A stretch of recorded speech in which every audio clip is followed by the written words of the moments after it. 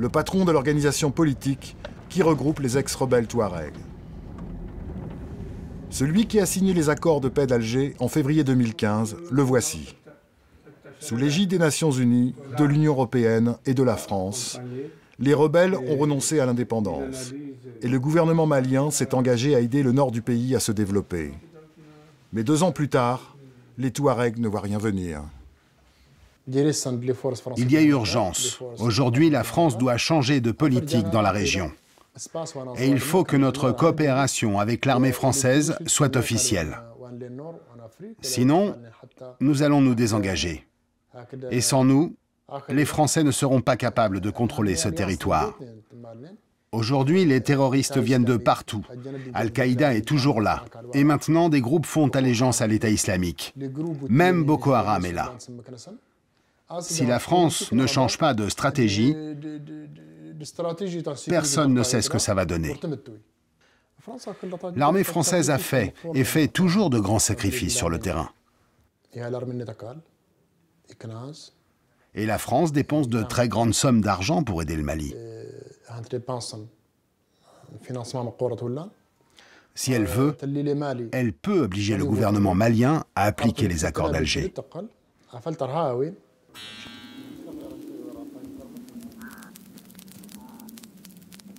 J'ai rendez-vous à l'aube, au cœur du Sahara, avec des Touaregs.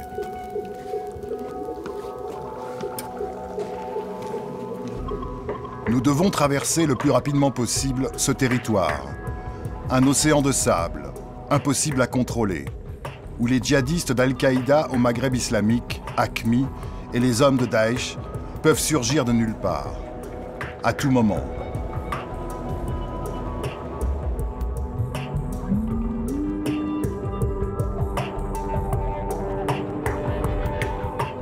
Depuis janvier 2013, pour barrer la route aux djihadistes, 4000 soldats français sont déployés dans cette zone qui fait 5 fois la France. C'est l'opération Barkhane. Nous nous rendons à Kidal, dans le nord malien, une zone extrêmement dangereuse pour les Occidentaux. Barkhane et les Nations Unies y ont une base. Selon l'Élysée, la situation est sous contrôle dans la région. Mais pour le vérifier, nous avons choisi de nous rendre clandestinement à Kidal.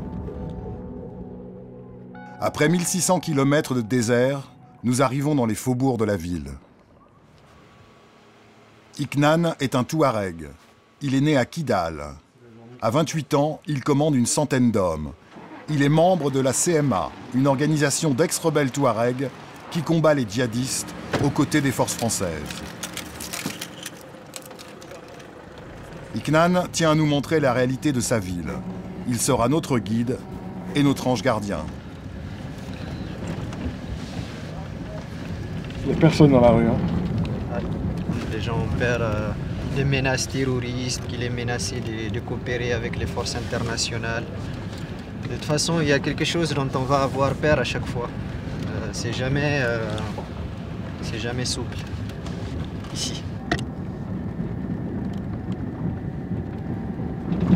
Ouais, la pêche, ça appartient à la force des Nations Unies. Ils sont souvent visés, les forces multinationales? Oui, c'est une situation qui dure depuis leur arrivée sur les sols de l'Azawad. Et c'est qui fait ça? Généralement, toutes les attaques contre les forces internationales ont été revendiquées après par soit AQMI, soit Ansar al-Din, soit les Moujahou. À ces 3 organisations terroristes, actives dans la région depuis plus de 10 ans, il faut maintenant ajouter les hommes de Daesh qui se retirent de Libye. Iknan effectue régulièrement des patrouilles au cœur de la ville, mais toujours par surprise, et il ne faut rien laisser au hasard. Ok, écoutez, nous allons dans le centre-ville. Il faut faire très attention. Je vais être dans la voiture du milieu, il y aura une voiture devant et une voiture derrière. Quand on s'arrête, je veux 2 hommes derrière moi et 2 autres à distance. Et on ne restera pas plus de 5 minutes. Iknan a pris les armes il y a 5 ans pour combattre Al-Qaïda, puis contre l'armée malienne. Aujourd'hui, il participe à la lutte antiterroriste avec les Français. Pour avoir tué un des proches de Mokhtar Ben Mokhtar, un commandant important d'AQMI, sa tête est mise à prix par les djihadistes depuis 2013. Une fois de plus, dans la nuit, sa mort a été annoncée sur les réseaux sociaux. Ici, la guerre est aussi psychologique. L'information a circulé sur le net avec un petit message à la fin qu'on a accroché des groupes, que j'ai été accroché que je suis tombé dans une embuscade de je ne sais pas quel groupe, d'un groupe inconnu et que je suis mort dans l'embuscade. Il y a des appels qui viennent de partout, des amis, des connaissances, des parents, de mes chefs aussi qui pensaient que c'est une réalité parce que l'information elle a beaucoup circulé sur le net.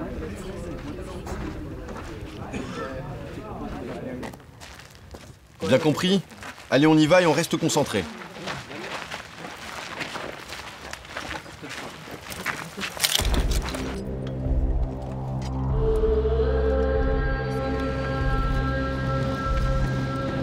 Dans cette ville de 25 000 habitants, la tension est palpable. Kidal est aujourd'hui l'épicentre de la crise malienne. Depuis le départ de la France, il y a plus de 50 ans, les Touaregs réclament l'indépendance du Nord Mali, qu'ils appellent l'Azawad.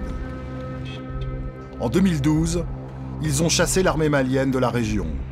Mais AQMI leur a vite volé la victoire. Aujourd'hui, les Touaregs ont renoncé à l'indépendance. Mais ils n'acceptent toujours pas la présence de l'armée malienne. Furieux, le gouvernement malien finance des milices qui s'attaquent aux Touaregs. Quand ils ne sont pas la cible des djihadistes, les Touaregs sont dans le viseur des hommes de Bamako. Un mois avant mon arrivée, Iknan a failli y passer. La preuve, cet impact sur le pare-brise. C'est des balles, on a essayé de me cibler dans la ville, donc ils ont trouvé un de mes gars qui était dans la voiture, donc ils l'ont tiré d'ici. Et ensuite, il y a tous les vitres qui sont cassées, il y a le gars qui a été blessé. C'est son frère qui était au volant. Iknan ne sait toujours pas lequel de ses ennemis a tiré. La France, venue au Mali pour écraser les djihadistes, se retrouve impliquée dans un conflit intérieur. Oui, on arrive. J'ai rendez-vous avec l'homme fort de la région, le patron de l'organisation politique qui regroupe les ex-rebelles Touaregs. Celui qui a signé les accords de paix d'Alger en février 2015, le voici. Sous l'égide des Nations Unies, de l'Union européenne et de la France, les rebelles ont renoncé à l'indépendance et le gouvernement malien s'est engagé à aider le nord du pays à se développer. Mais 2 ans plus tard, les Touaregs ne voient rien venir. Il y a urgence. Aujourd'hui, la France doit changer de politique dans la région. Et il faut que notre coopération avec l'armée française soit officielle. Sinon, nous allons nous désengager. Et sans nous, les Français ne seront pas capables de contrôler ce territoire. Aujourd'hui, les terroristes viennent de partout. Al-Qaïda est toujours là. Et maintenant, des groupes font allégeance à l'État islamique. Même Boko Haram est là. Si la France ne change pas de stratégie, personne ne sait ce que ça va donner. L'armée française a fait et fait toujours de grands sacrifices sur le terrain. Et la France dépense de très grandes sommes d'argent pour aider le Mali. Si elle veut, elle peut obliger le gouvernement malien à appliquer les accords d'Alger. Pour lutter contre les djihadistes dans la région de Kidal, les forces françaises s'appuient depuis 4 ans sur ces ex-rebelles Touaregs. Cette unité qui travaille main dans la main avec les Français, on l'appelle la CESMAC.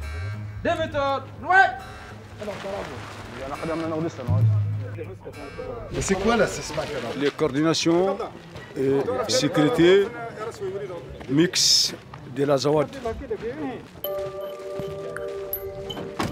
L'Azawad, le nom que les Touaregs donnent à leur territoire. Un nom dont ne veut pas entendre parler le régime malien. Avec mon unité Touareg, je rejoins les soldats français. Une patrouille conjointe est prévue dans les rues de Kidal. Mais visiblement, ma présence ne plaît pas à l'officier français. Mais pourquoi vous ne voulez pas qu'il filme? Je vois vraiment pas pourquoi. Non, vous prenez pas celui. Pas question de filmer la coopération entre la France et les ex-rebelles. Comme si Paris, avait peur de Bamako. Cette alliance, elle est pourtant bien réelle. Depuis des années, Iknan est très proche des unités françaises. Dans cette région immense, le commandant Touareg a des yeux et des oreilles partout. Ses renseignements sont très précieux pour les Français. D'ailleurs, il n'arrête pas de l'appeler.